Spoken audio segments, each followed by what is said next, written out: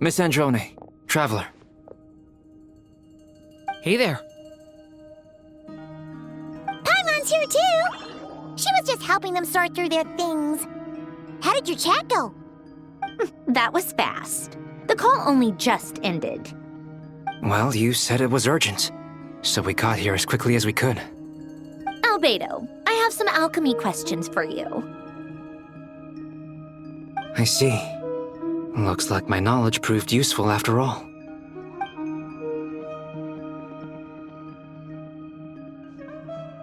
If I might ask, what is the end goal for the modified formula you'll be using? I needed to predict the future of the entire world. But I've run into some teething issues since trying to implement Renee's theory of the 4 Orthants. I see. I'll have a look at it. Still, computing power is the real issue here. How do you plan to solve it? About that, it's been sorted. Oh, with the Traveler's help?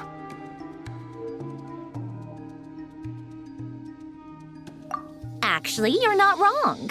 He found the person with the solution. Was it Hat Guy?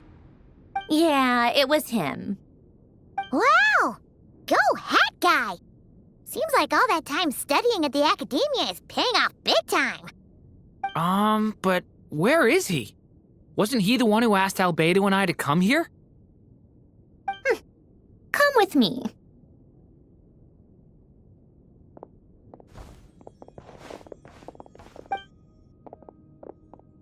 Hat Guy? What's happened to him? Hat Guy! Can you hear us? No response. I guess he's in hibernation. Hat Guy mentioned that he was a puppet. It seems that his functions are currently shut down. I presume this has something to do with the solution to your computing problem. That's right. He and the Traveler came to see me. Wait, what? You have a solution? Would you calm down? Why do you always react so hysterically to everything? Excuse me? How would you know? You shouldn't be so quick to judge complete strangers. It's very bad manners. Oh, please. It doesn't take that long to figure out that you have a temper. Where does a mere student get that kind of confidence? I've actually published more papers than you. Not that status counts for much. Even Paimon's applied for academia admission. Huh? Are you serious? See? This is why I can't be bothered to explain myself. She recognizes no one's skills but her own. Okay, fine. I'll hear you out. So, tell me, how do you propose to solve my computing power problem? This world itself is constantly processing all kinds of information. If it's the world's future you're trying to calculate, you need a processing device that's designed to cope with that volume. Easier said than done. Only Irminsul can handle that kind of... Wait, is that what you're suggesting? But surely we can't just plug my formula directly into the ley lines. You should be able to tell that I'm not human, right? Yeah, I noticed. The technology, though, seems pretty ancient. Very different from Fontaine's. It's a completely different system. Conrian, to be precise. I'm what they would have called a puppet. Puppets need an energy source and processing power. The artisans who built them sought out the materials most suited for that purpose. You? Do you mean... The Traveler and I have talked it over. He's willing to vouch for you. So, I'll allow you to borrow my core for your calculations. It was built using wood from a silver white tree, which makes it a small part of Irminsul. Conrian technology and Irminsul wood. Who in the world could have built you? Are you sure about this? A puppet without its core will cease functioning completely. And if it's left in that state for too long, it might not recover. You could die if you do this. You do realize that, don't you? I can put two and two together, yes. No need to rub it in. I won't lie to you. This has never been done before. I cannot guarantee your safety. Doesn't matter. I'm prepared for the worst. Did you two actually talk this through? Is he... Are we really considering this? Yes, we discussed it. The bottom line is, he trusts me, and I trust you. Let's give it a shot, shall we? Honestly, I have no clue where this kid even came from. But for whatever reason, he lent me his core to use in my formula. I'm very close to finishing my calculations now, and the core is currently in use. So I'm sorry, but I can only show you a sketch right now. This is what the core looks like. A silver white branch. It certainly matches the legends told about Irminsul. Is Hat Guy gonna be okay? He's not gonna die, right? Right? In theory, he should be fine. As long as we put his core back in time. Beyond that, all I can say is that I'll try my best to avoid risk and make sure the core doesn't sustain any damage. I think I know why you called us here now. Someone needs to watch over his body and make sure it's protected until the process completes. Correct.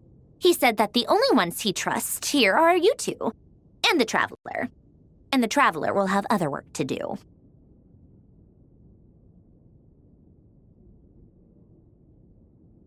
He will have our undivided attention. Aw, Hat Guy. On a more positive note, things are progressing steadily on my end. I'll call everyone in for a meeting once the results are out.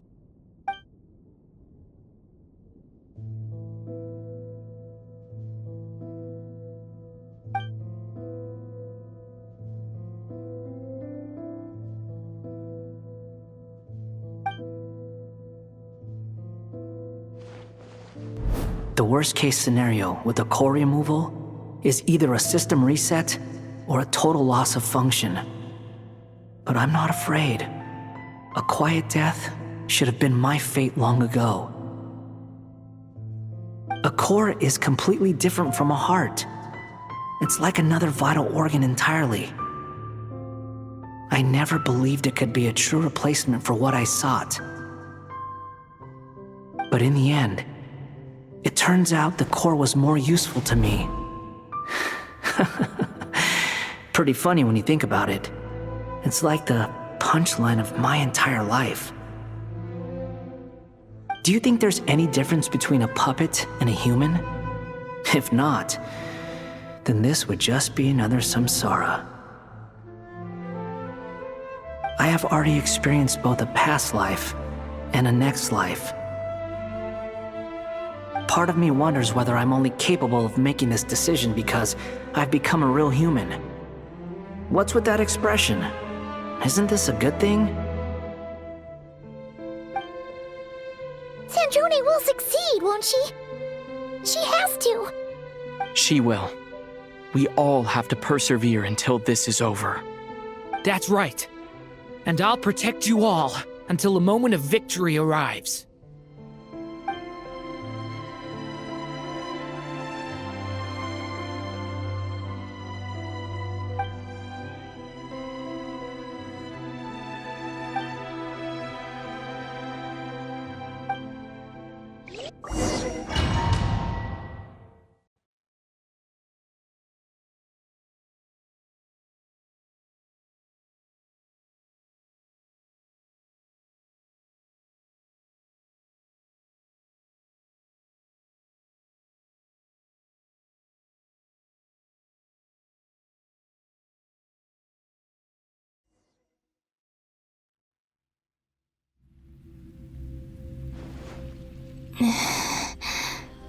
Who are you? Call me Sonnet. You have the same power as Canon.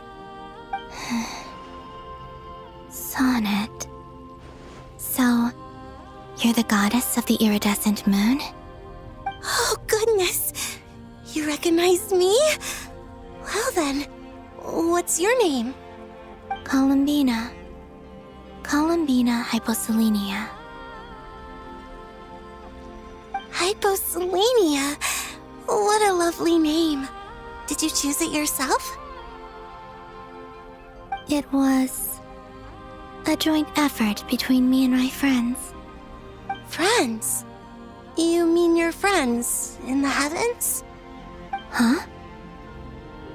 Oh, sorry. You must be exhausted. I apologize. Hang in there. Let me introduce you to my older sisters. Do you mean the other two moon goddesses? Arya and Canon? Wow, you sure know a lot. Hey, does that mean that our story goes on into the future? Oh, I guess that wasn't the best question to ask. It's alright. We were prepared for that possibility. You could say we were too prepared. I can't even remember how long my sisters and I have been here by this point. When did you get here? How long has it been? I can't say for sure, but it feels like it's been forever. I see. Are you feeling alright? You look a little unwell. I can hold out a while longer.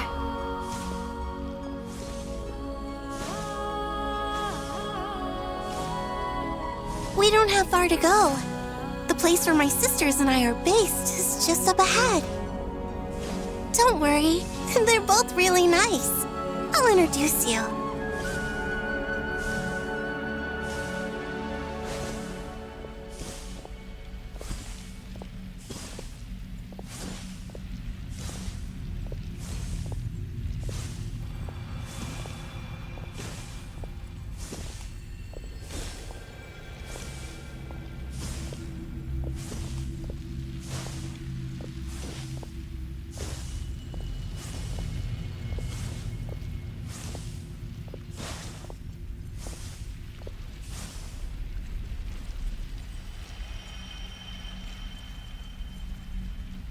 Sisters! I'm back! And look who I've brought with me!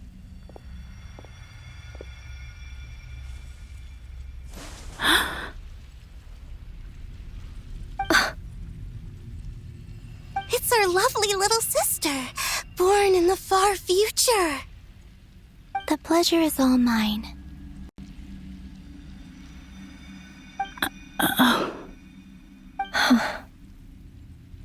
Allow me to introduce you to Columbina Hyposelenia.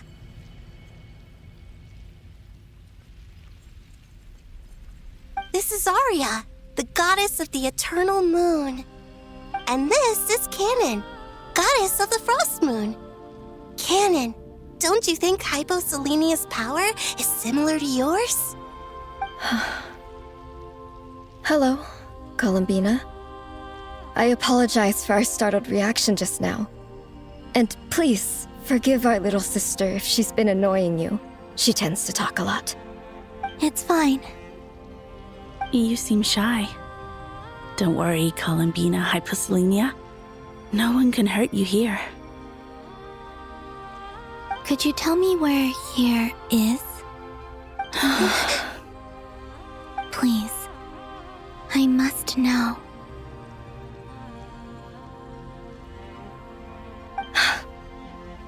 My dear sister, this is where Tevat's original ruler, the Dragon King Nibelung, imprisoned the moon goddesses. What? You're scaring her, Canon. No, I'm fine. Please, continue. Nibelung, our original master, created us in the distant past to maintain Tevat. But he left this world and traveled into the dark universe beyond, to explore worlds vaster still. Day and night, we fulfilled our duty in the heavens, until the day that the first descender arrived. The great ruler of the firmament. The heavenly principles. Is that what later generations call them? I see. But we did not reject them at first, nor did they seem to harbor ill intent towards this world. We coexisted in peace. They were like a guest in our home. Slowly, however, we came to realize that our guest had a growing desire to change and dominate the world. And you didn't stop it? No. There was an order to the rules they set up that Nibelung never taught us. We wanted to know if this order would bode good or ill for Tivat.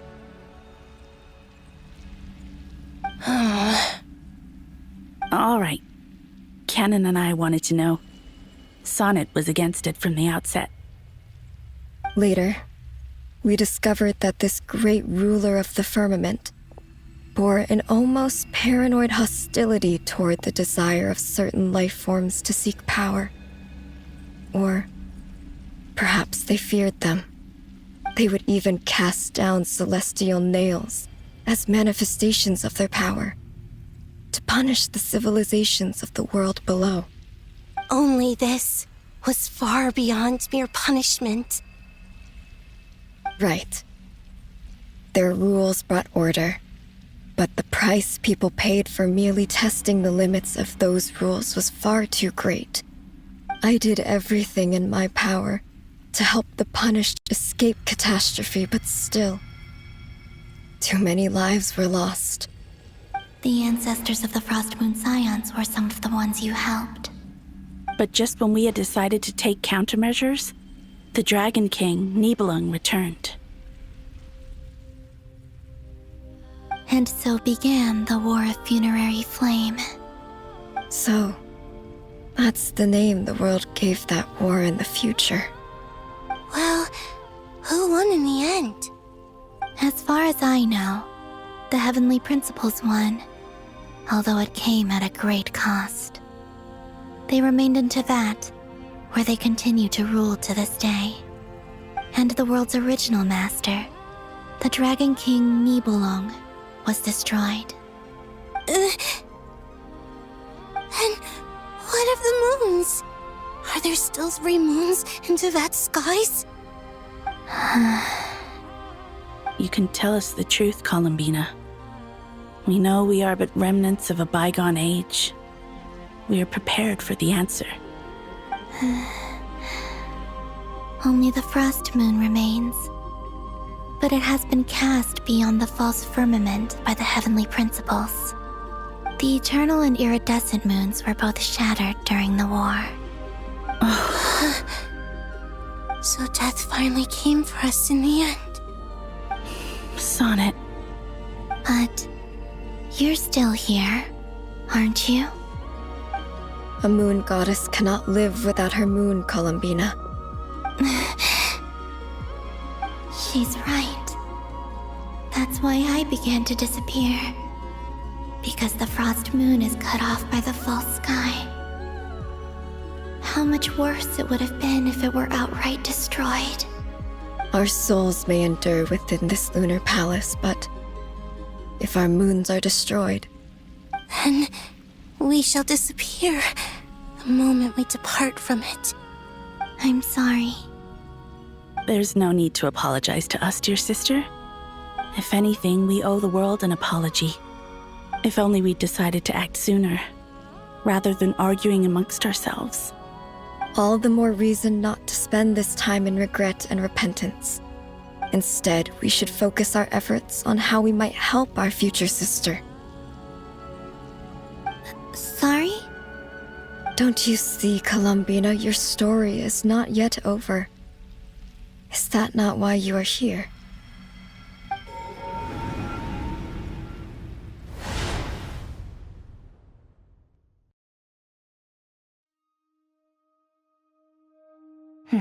It's done. Initiate numerological array. Continue running primary process. Calculate the world's fate through extrapolation. And identify nodes of potential change. Secondary process, scan for moons. Still 4. The number of moon marrows hasn't changed. Wait, let me think. Is it possible that there's something I've been misunderstanding about the moons all along? Variables. Variables in the world. I know where potential variables within the world come from. So what about the moons? Are there any variables there? Like their life or death, for instance. What if being alive or dead makes no difference to a moon? But that's so strange. Even immortal gods can die. Why would the moons alone be? Wait! I've got it! If alive or dead is considered a variable, we might have had this wrong the whole time. No one ever said that a moon marrow equals a living moon. We just made that assumption ourselves.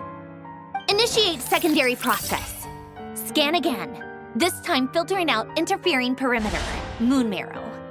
I don't care if they're natural or artificial. Get them out of my search results! Why? It says 3 moons still exist in Teyvat, even after excluding the moon marrows. But we know for a fact that 2 of them are dead. Redo the scan. Narrow the results to living moons and real moons. No, scrap that. Narrow it down to moons that have lunar authority and remain alive. Why? Why is it still 3? What is this, Columbina? Has the world lied to us? Or are you the one pulling the wool over our eyes?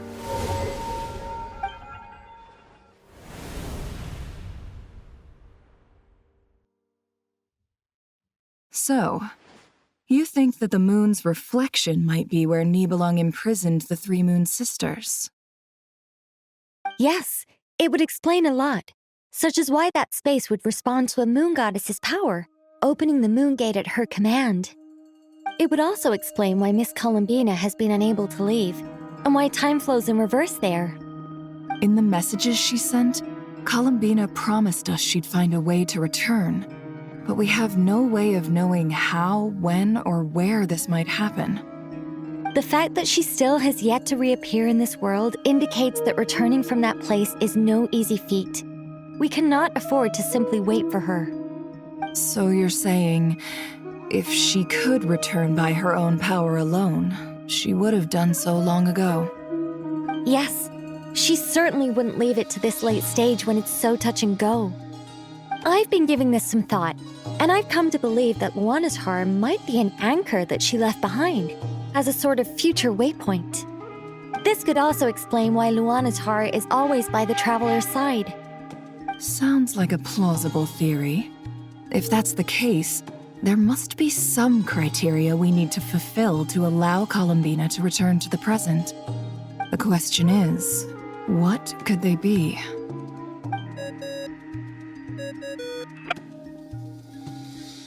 Hello?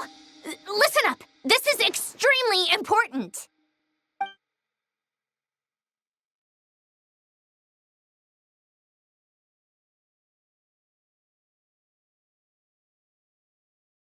Not only is Columbina alive, but she may well exist in a form unimaginable to us. I'm still unclear on the details, but she's done something truly inconceivable in the past. And the clue to what she's done lies in the moon and Teyvat sky. Truly amazing. Oh, I'm so delighted for her. I'm sure we all feel the same. And I'm sure Columbina is ready to get back here and fight by our side. I'll keep my calculations going and try to find some way of coordinating with her. But that's not an excuse for everyone else to slack off, okay? All of you had better keep trying to think of solutions. How can the dead moon still live? And Luanatar...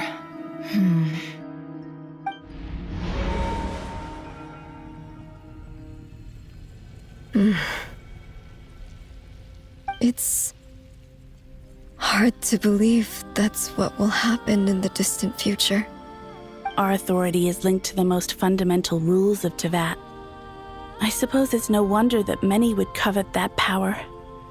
I didn't realize that when you said friends, you meant people who live down in Teyvat. That's so lovely. I always wanted to go down there and have some fun. Have you ever tried leaving this prison? Of course. Between us, we've tried everything. But no matter where we go, this space will eventually bring us back here. It's like the center of a whirlpool. Everything ultimately converges here, at the moment when Nibelung imprisoned us. In that case, have you tried using any of those pathways that connect this space to the real world? Sorry? What are those? They're passages through which you can make small-scale changes to reality by using Kuvaki. Or am I the only one who can use those passages? Because part of my soul remains in reality. Kuvaki. What is that? You don't know? It's a unique kind of elemental energy found only in Nodcry, the land from which the moons arose. Oh. Well, it's true that the moons first rose up from the part of Teyvat you say is called Nodcry. But there is no difference in the elemental energy between there and anywhere else. What? Could you show us some of this Kuvaki hyposelenia? Maybe if we see it, it'll make more sense. Okay.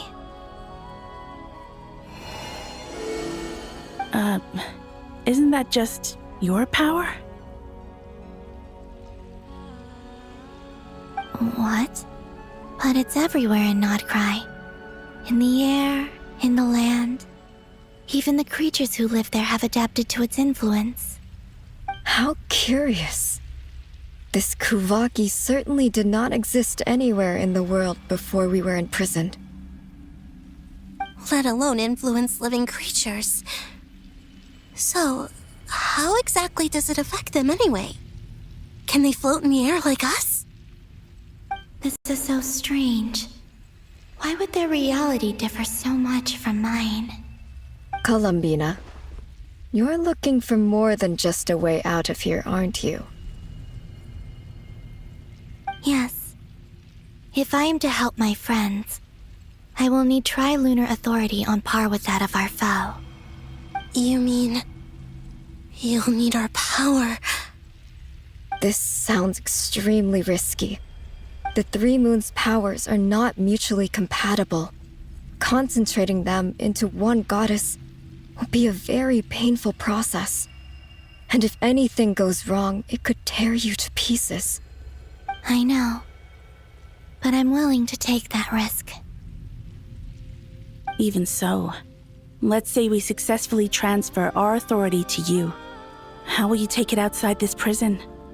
Nibelung constructed this realm specifically to prevent us from using our powers to interfere in his war. No moon goddess can leave this place alive.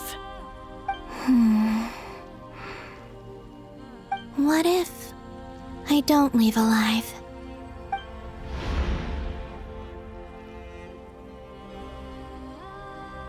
Where do we even start? How are we supposed to figure out what we're meant to do to help Columbina?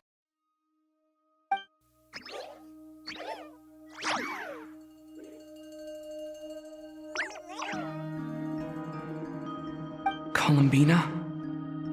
What do you need from us? If she really got to the beginning of time in there, how do you think she'd leave us a message?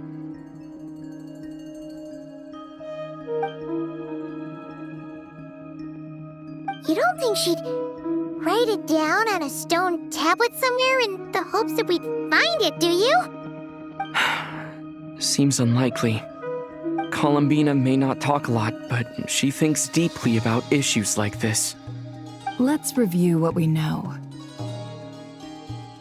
This is the Columbina who fought alongside us against the Reikir of Solnari, and with whom we celebrated Moon Prayer Night. She knows our personalities, our ways of doing things, even our unique strengths and abilities. So, if she wanted to tell us something from a long, long time ago, what would she do? Oh.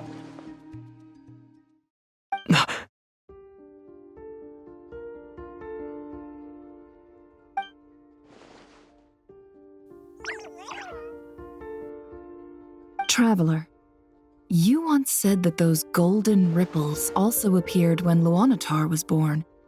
What if Columbina left Luanatar here, not just as an anchor to the real world, but for some other purpose? If she is part of Columbina, and Columbina knows that I can see past events through her... Oh yeah! Like when you peeked into Rarer's past through his heart! Never, wait. If you're right about this, and you can really see past events through Luanatar, your eyes, they'll... Oh, I know. Looking at Rerir's past in Conria was already enough of a strain on my eyes. Looking this far back into the past, it'll surely blind me. But it's our only chance. This is the only way. Boss. We spoke about this once, a long time ago. Do you remember what I said, Yehoda? The day I lose my sight, the Curatorium of Secrets will be yours to run. But... What's wrong? I'd be overjoyed if I were you. This day's come a lot earlier than either of us expected. I need to know you'll honor our agreement, Yehoda. Promise me. Yes, Boss Neff. I promise. Are you sure you don't want some time to think this through? What is there to think through? I should have gone blind after our battle with Rerir. Frankly, it's almost criminal that I got away with it for this long. Then at least let me take some precautions on your behalf. And if you really do lose your sight, I'll visit your office every day and make sure you're well looked after. Oh, please, anything but that. I was actually ready to go through with this. Are you trying to scare me into backing out? As if I could ever scare you. I'll assume you're just joking to calm your nerves. All right, enough chit-chat. Let's do this.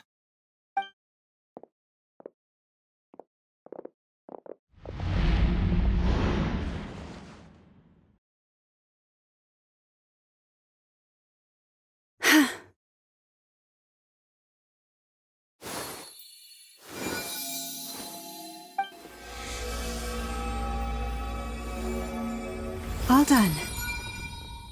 Good. Now give me some space.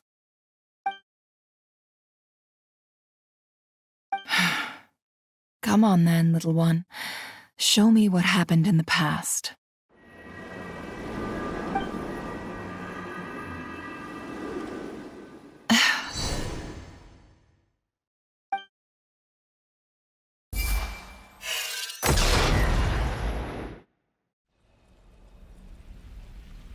Between the Trilunar Authority, Kuvaki, and the sole-surviving moon, the Frost Moon, I think I might know how to get back.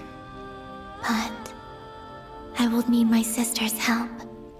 Time to go talk it over with them.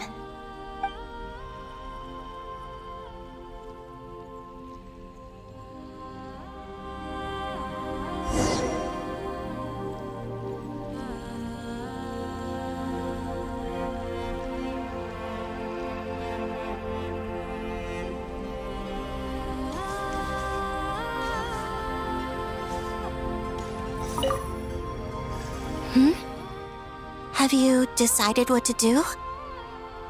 I hope it's not too dangerous. You really scared me when you said that thing about not leaving here alive. Come on, let's go find the other two.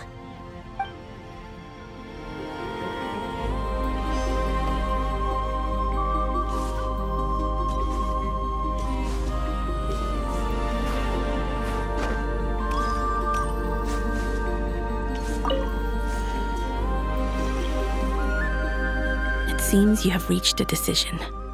I'm all ears. What do you propose?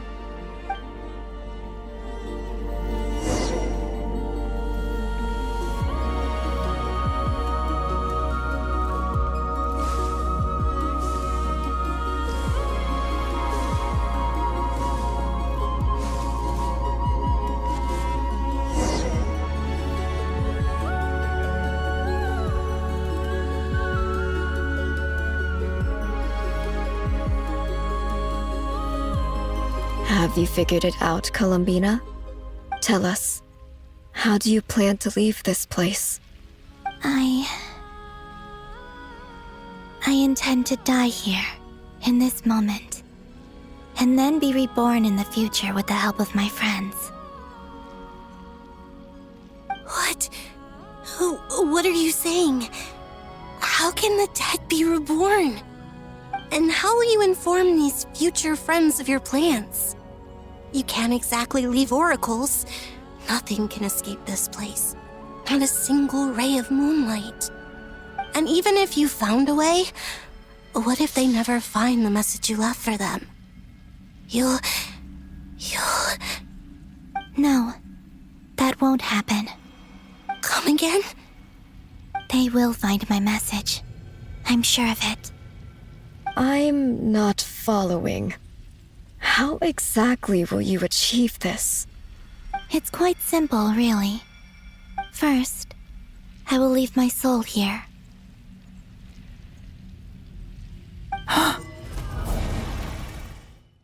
I see it. Your soul? You mean your divinity? Yes. I once left a portion of my soul in the future. One so small that this prison barely noticed anything. In this very moment, she can resonate with my soul across time. When the time comes, I believe that she can serve as an anchor to pull my soul from here back to the future reality. Just as gravity connects the world to the moon. Exactly. In the future, where I came from, the moon has been cast beyond the false sky, but I can still feel that it is there. In a similar way, I can feel a connection to the soul fragment I left behind even now. My friends can use it to detect my presence. But how do you just leave your soul here? Is that even possible? On my way here, I met an ordinary mortal who entered this place long before I did. Her body is long gone, but her soul remains. And before that, I encountered an old enemy whose entire soul survives here intact, while the power that once corrupted his body has faded away. So, perhaps this space is specifically designed to imprison divinity and authority, but not the physical body. Still, even if your body can escape, would it not just be a lifeless husk without the soul inside? Wait, is that what you meant when you said you wouldn't leave alive? Yes. I shall turn my body into moonlight and pour it over Nodcry.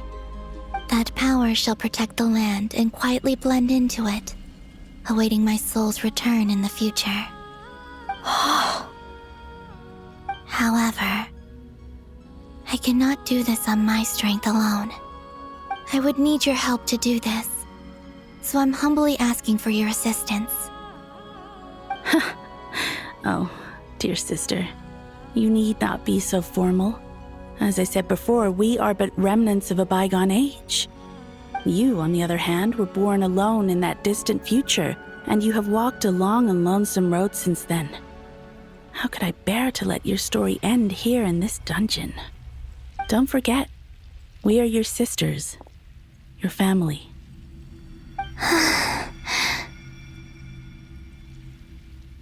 Arya's right. Actually, I've always wanted a little sister. Can you imagine how it's been for me? Getting nagged by 2 older sisters all the time. Now, I finally get to be the big sis. And not just that, but I get to help you return to your world, too. How could I say no to that? Sonnet. Canon?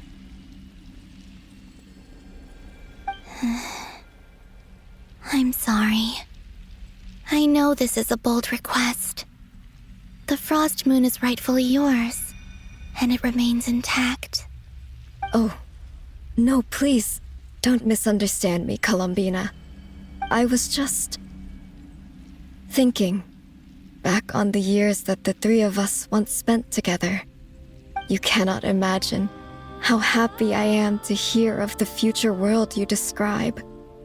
The Frost Moon Scions, your lovely, kindly friends. For the 3 of us, whose purpose in life was to maintain the peace in Teyvat, it is a great relief to know that the people of this world live in such an abundant future. If your plan can save them, and save Notcry, I will gladly give you all that I can. Besides, the 3 of us have been together since the day we were born. I could never abandon them to live on alone without them. Canon. Still, I do have one question I would like to ask you before we proceed. Certainly. What is it?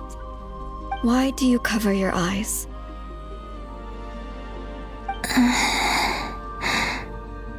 Yeah, I was curious about that too. But it seemed personal, so I didn't want to intrude.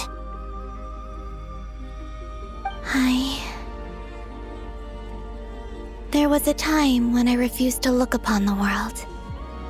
I believed it was full of nothing but lies and falsehoods. I wished to hide my feelings, seal my heart, until I could return to my true home. I see. Perhaps that decision saved you from ever having to see the false sky again. But at the same time, you likely missed out on many true and precious things, like the smiles on your friends' faces. Promise me this, Columbina. When you return to the future, open your eyes, take a look at the world around you, and see your friends. I'm sure that you know this already, given that you long to return. But that is your true home. Give me your hand, Columbina. Arya, Sonnet, you too. Okay. All right.